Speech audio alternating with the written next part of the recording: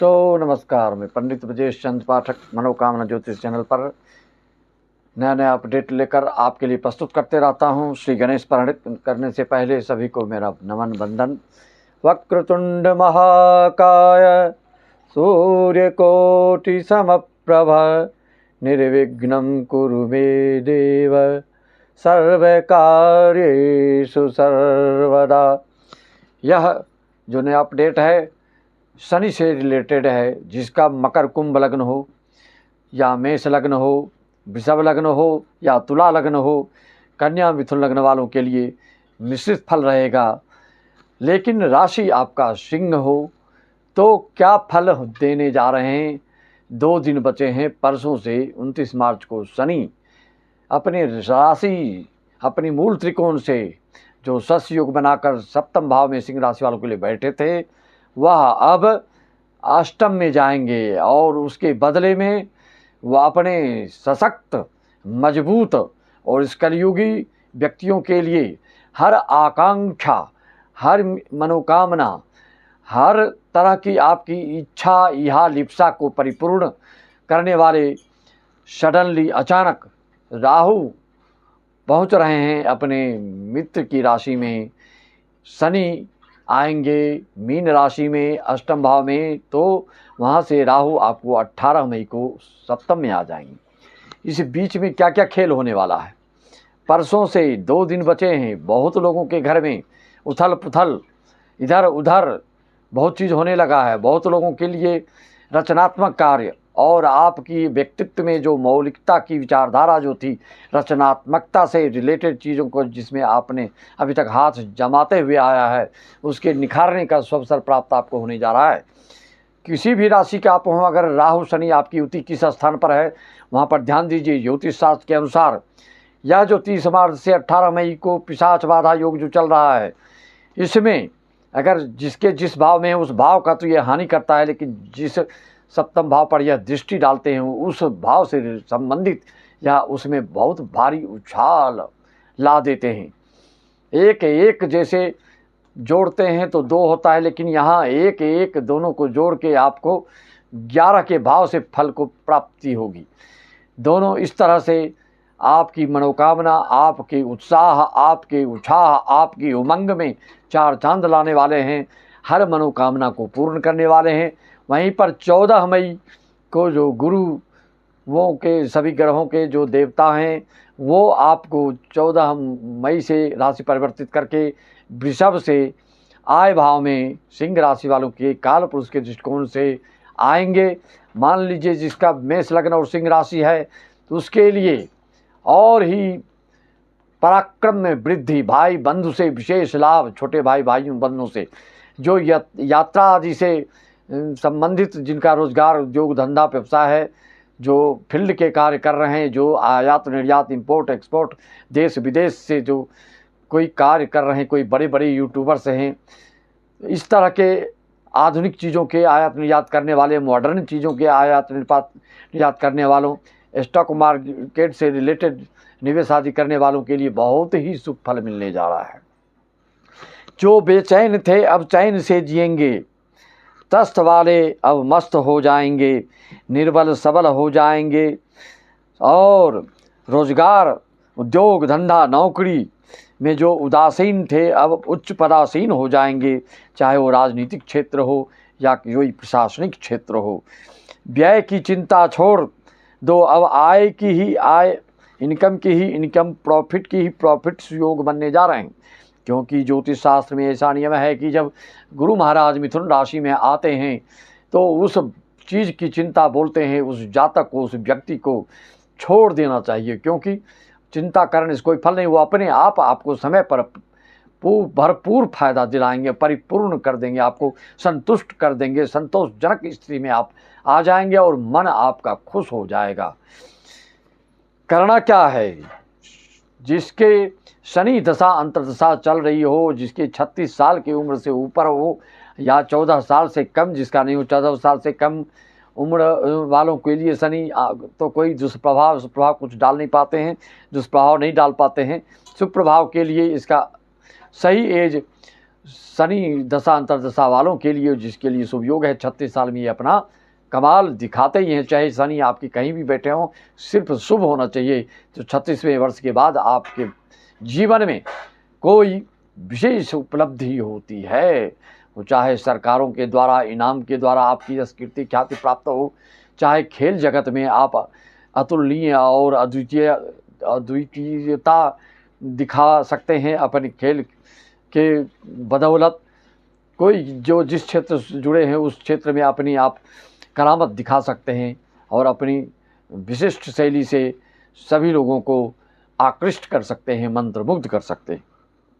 करना क्या है इस अवधि में, क्योंकि शनि राहु युति में आपको शनि देवता को प्रसन्न करना चाहिए और सरस्वती माता की प्रार्थना पूजा और नीले फूल के उनके चरण कमल में अर्पण प्रति बुधवार को करना प्रारंभ कर दीजिए, तो राहु शुभ फल देंगे। शनि देवता के लिए आपको हनुमान चालीसा, सुंदरकांड, श्री रामचरितमानस आदि की संगीतमय कार्यक्रम अपने घर में अवश्य कराइए, संपर्क साधिए। 1 नंबर कार्यक्रम आपको बिल्कुल मन में संतुष्टि प्राप्त, आपकी जो मनोकामना है उसको पूर्ण करने वाली रहेगी। मन की उदासी छोड़ दो, हनुमान जी को तुम मना लो, जो भी समस्या है उससे निजात तुम अब पालो। नहीं तो ये समस्या बार बार 18 साल के बाद और 30 साल के बाद यह जो योग बन रहा है शनि राहु युति का, इसका कमाल देखने को मिलेगा। जिसके लिए खराब है उसके लिए रेमेडी मेडिटेशन भी बताऊंगा मित्रों। तो आपकी कुंडली में राहु शनि की स्थिति पर ध्यान दीजिए, क्या स्थिति है। अगर नहीं समझ पाते हैं तो आप संपर्क साधिए। मात्र 501 में आप जितनी बातें जानना चाहते हो पूछ सकते हो, पूछिए। ऐसा नहीं कि 2000 3000 इतने प्रश्न का ऐसा इतना लगेगा, ऐसा कुछ नहीं है। आपको जो भी रत्न की सलाह लेना हो, पूजा पाठ की सलाह लेना हो, मेडिटेशन की सलाह लेना हो, रेमेडी की सलाह लेना हो, अपनी कुंडली की प्रेडिक्शन से क्या क्या प्राप्त करना चाहते हैं, हर चीज़ के उपाय आपको बताई जाएगी। देश विदेश के यजमान या भारतवर्ष के जो भी हैं सब के लिए ऑनलाइन पूजा पाठ भी होता है। जो हमसे जुड़े हों वो सब जानते हैं।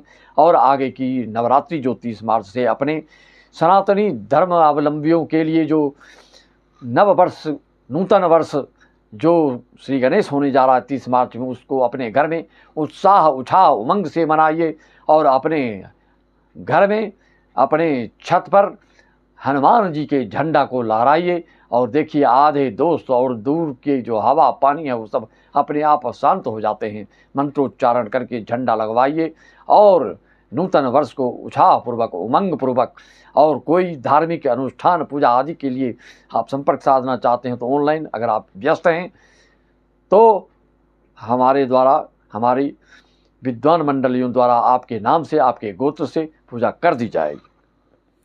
मित्रों, समसप्तक हो आपके राहु शनि और शुभ योग में है आपकी कुंडली में, तो निश्चित तौर पे ये बहुत विशेष फल देने जा रहे हैं आपके जीवन में। गुरु आय भाव में मिथुन पर 14 मई को बदल जाएंगे, जो परम संतोष जनक हो जाएगा, क्योंकि संतान और विद्या से संबंधित, संतान आपके विद्यार्थी लाइफ में है तो वह भी कोई रचनात्मक कार्य कर सकते हैं और अपने क्रियाकलाप में विशेष रूप से इन्वॉल्व हो सकते हैं और अपनी क्षमता, अपनी योग्यता, अपनी विद्वता को दर्शा सकते हैं। दाम्पत्य पारिवारिक जीवन में भी हर तरह से शुभत्व को प्रदान करने वाले हैं, क्योंकि मेष लग्न सिंह राशि वालों के लिए मिथुन राशि में काल पुरुष के दृष्टिकोण से आय भाव में बैठे हैं और काल पुरुष के दृष्टिकोण से आपके आ जाएंगे यह पराक्रम भाव में, तृतीय भाव में, और सिंह राशि के काल पुरुष के अनुसार ये आ जाएंगे आपके आय भाव में। तो यह आपके लिए सोने पे सुहागा होगा, बहुत ही शुभ परिणाम देने वाला रहेगा। वहीं पर ये 18 मई को केतु आपके लग्न से सप्तम भाव को देखेंगे और गुरु भी एकादश भाव से सप्तम भाव को रोजगार, व्यवसाय, उद्योग, धंधा, पारिवारिक जीवन आदि कई चीज़ों के सप्तम भाव से देखा जाता है। देश विदेश से जुड़े रोजगार, उद्योग, व्यवसाय वालों के लिए भी बहुत शुभ फल देने जा रहे हैं। इस तरह से दोनों आपको तत्परता के साथ आपको उठाने के लिए, आपको जगाने के लिए, आपके भाग्य को बिल्कुल चार चाल लगाने के लिए ये शनि राहु बेताब हो रहे हैं। इनका फल लीजिए, अन्यथा पुनः आपको अगर जीवन के अंतिम चरण हैं तो 30 साल और नहीं जीना है, आपको नहीं जी पाएंगे, तो इसके थोड़ी जोर लगाकर इसका लाभ प्राप्त कर लें। जो 36वें साल के लगभग युवावस्था में हैं उनके लिए इसका कोई न कोई विकल्प उपाय निराकरण करके हर लक्ष्य को प्राप्त कर सकते हैं। जिनको पैतृक बंटवारा की स्थिति निर्मित हो रही है उनके लिए माइनस प्लस दोनों हुए, क्योंकि आपके जो घर के सगे संबंधी चाचा भाई बंधु हैं वो आपकी ज़मीन पर नज़र गड़ा के रखे हैं, बंटवारा होगी तो उसमें लेट लतीफ़ी की संभावना बनेगी और आपके कौड़ी को के भाव से आपको हिस्से का पैसा दिया जाएगा और उसको जब्त कर लिया जाएगा। अगर आप घर के छोटे हों तो बड़े भाइयों चाचा सगे संबंधियों से आपको आपकी जो पैतृक संपत्ति है उसका बिल्कुल नगण्य रूप में आपको मूल मिलने वाला है। तो सजगता दिखाएंगे, तत्परता दिखाएंगे तो आपको हो सकता है ज़्यादा लाभ हो। इस तरह से 18 मई को जब आपके दिव्य चक्षु प्रदान करेगा, क्योंकि केतु लग्न में आते ही जातक को, उस व्यक्ति को, उस मनुष्य को दिव्य चक्षु प्रदान कर देते हैं। किसके मन में क्या भावनाएं चल रही हैं, उसके मन में क्या तरंग चल रहा है, उस तरंग को पढ़ने की शक्ति केतु गोचर में जिसका लग्नस्थ हो जाता है तो उस तरह के मनोभाव को परखने की शक्ति आप में आ जाती है। अनुभूति करने लगते हैं, होने वाली घटनाओं को आप पढ़ने लगते हैं। लोग के मनोभाव, आव भाव, भंगिमा को सबको पढ़ के आप पहले से ही जान लेते हैं और उसका उपाय और उससे परहेज क्या आपको करना चाहिए आप भली बात समझ जाते हैं। इस तरह से बहुत अच्छे योग बन रहे हैं सभी राशि वालों के लिए और सिंह राशि वालों के लिए विशेष मैं इसमें उपाय बता दिया हूँ। गुरु सातवीं पंचम को केतु को देखने आदि से बहुत शुभ फल मिल रहा है। इस तरह से आप बिल्कुल खुश हो जाइए, मस्त हो जाइए। जिनके लिए ये दोनों ग्रह निगेटिव हैं, अशुभ कार्य हैं, तो उनके लिए घर में अशुभ ही अशुभ फल मिलेगा। इस पिशाच योग से 2 महीने में आपको लगभग 50 दिन तक यह लोगों को मृत प्राय जैसे कर देगा। आपको लगेगा कि शरीर में जान है कि नहीं, ऐसे ध्यान देना पड़ेगा। उठा पटक, दंगा फसाद, तोड़ फोड़, इधर उधर, तितर बितर, छिन्न भिन्न, तू मैं घर में हो सकता है। कलह कष्ट, मार काट, दंगा फसाद, केस मुकदमा, तलाक, बिछोह, वियोग आदि के योग दे सकते हैं। तो इसका परहेज, इसका उपाय, इसका निदान पहले कर लें, नहीं तो चिड़िया चुग गई खोत, फिर पीछे पछताने से कोई फ़ायदा नहीं होता है। जो बता रहा हूँ, जो आपकी समझ में आ रही है, आपकी कुंडली में क्या योग चल रहा है, क्या स्थिति अभी आपकी चल रही है, वह आप भली भांति समझ सकते हैं। हम आपकी अगर कुंडली देखते हैं तो आप हर चीज़ का हम आपको जवाब दे सकते हैं, हर प्रश्न का उत्तर दे सकते हैं। हर चीज़ों को निजात पाने के लिए आप क्या कर सकते हैं उसका मार्गदर्शन दे सकते हैं, ऑनलाइन पूजा करा सकते हैं। इससे ज़्यादा आगे मैं नहीं बढ़ूँगा। मैं अपनी वाणी को राम देव सबको राम। जय श्याम, सत श्री अकाल, ओम जय सच्चिदानंद हरि।